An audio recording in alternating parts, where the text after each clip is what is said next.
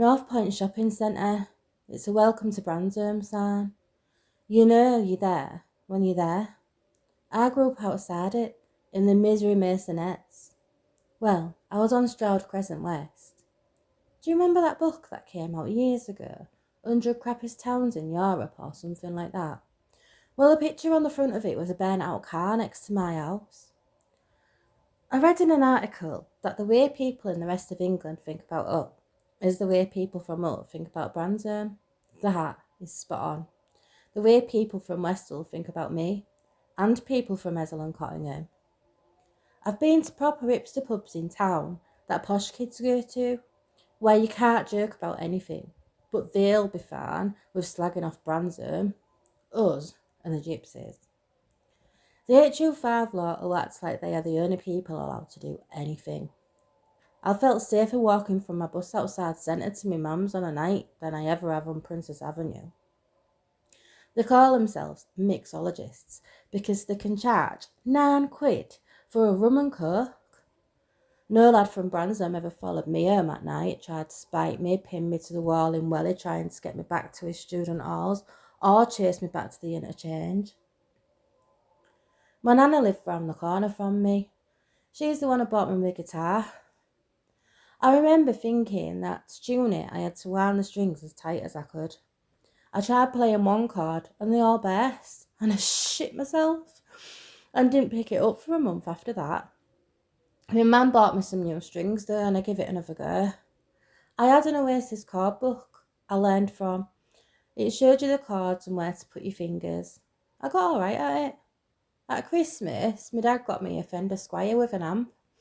It was both a Christmas and birthday present since my birthday was in January anyway. My maths teacher lent me a Stooges CD. The Stooges. She said I would love it, and I did. I started writing my own songs. They were crap at first. I've still got them in an old notebook. I joined a band when I was 16 called the Dregs. We were punk and we were weird and we were like the Fall meets the Slits. And I fell in love with songwriting and I was good at it. I thought we were a race and we got a bit of a following and I felt like up on stage I was everyone I was ever supposed to be. Then Sapphire joined. We met at the bar and she was fawning over me and told me she was too insecure to join a band and I convinced the lads to let her join. 2 girls in a band and that. At the first rehearsal she might as well have shown up in a tour bus. Her rig cost more than my dad's house. She had a studio in the bottom of a garden. It was sick. We recorded a demo in there one time. Her mum kept coming in to check if we were alright. Checking I wasn't nicking anything probably. And Sapphire screamed at her, and her mum apologised. I'd never be able to talk to my mum like that. She hated other girls. She was always slagging off whoever wasn't there. She was such a phony cunt. Her dad owned the pub that we all worked at. They had a picture of the Queen behind the bar, and she would go quiet when we would take the piss out of it. Her dad called me a little estate mate, and I would pretend to laugh. And he did ill and pace jokes at me that I still don't get. She was always desperately trying to pretend they weren't as well off as they seemed. In our last year of uni together, she was started as the manager of the bar and would control the rotas. She changed then. If you fell out with her, look forward to working Friday nights. Some days she'd be my best mate, and some days she'd blank me like I didn't exist. She'd literally sit next to me in our group and look round me like I wasn't there. It was so childish, and it made me feel like shit. I spent a lot of time at uni placating the feeling of posh kids. You walk on eggshells in fear of upsetting them because they control everything. She paid for the recording sessions, the travel for the gigs, her dad paid for the drinks. She'd be writing lyrics like Jarvis Cocker, but her dad was a proper pro-Brexit Tory. They had 3 cars. I brought it up to her and she said, hating people for being a higher different class than you is exactly the same as being a racist. I'm not joking and all. Then she started getting nasty. She told our mates that I was manipulative and I said loads of shit about her, and the injustice of it made me cry. They probably didn't believe her. I know they didn't, but they went along with it anyway. Because some people have that about him. Suddenly, one day, she had power over everyone. Her dad fucking barred me from the pub. Fuck them, I thought. I left the band. I'm going solo, I thought. Then a few weeks after, I heard them playing my song on BBC Introducing.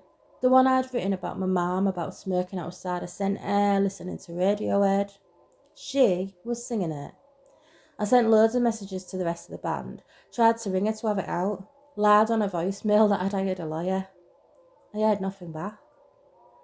I emailed the BBC, the presenters, rang the complaint line. It was like I didn't exist.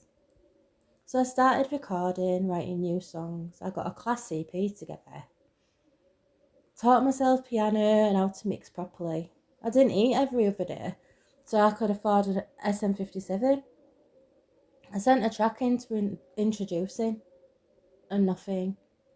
I sent messages out for gigs, and nothing. I turned up to open mics, and no one would acknowledge me. They wouldn't look at me. I couldn't even buy a fucking drink. I started getting letters wanting me out my flat.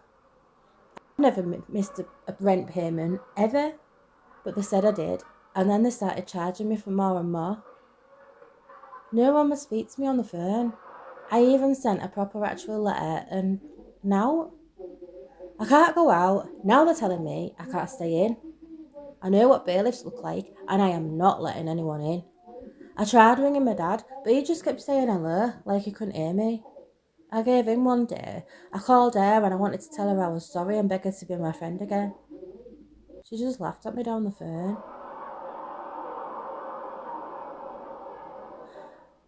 I saw her in the corridor at first, standing with nothing but a black skeletal grin, laughing at me. Sometimes I go days without seeing her, but she just keeps coming back. She glides through and waits outside my door, and I turn cold and all I can do is scream until she goes away.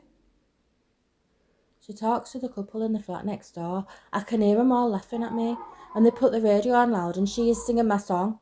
I put the telly on and she is talking to fucking Lauren fucking Laverne about her tragic upbringing and how it's influenced the Dregs' latest album.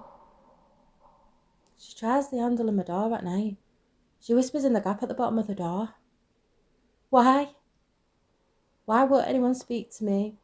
What have I done? When I stand on the street, people walk through me. I can't remember what I look like. I can't look in the mirror because she is always there, laughing, letting me know she's won.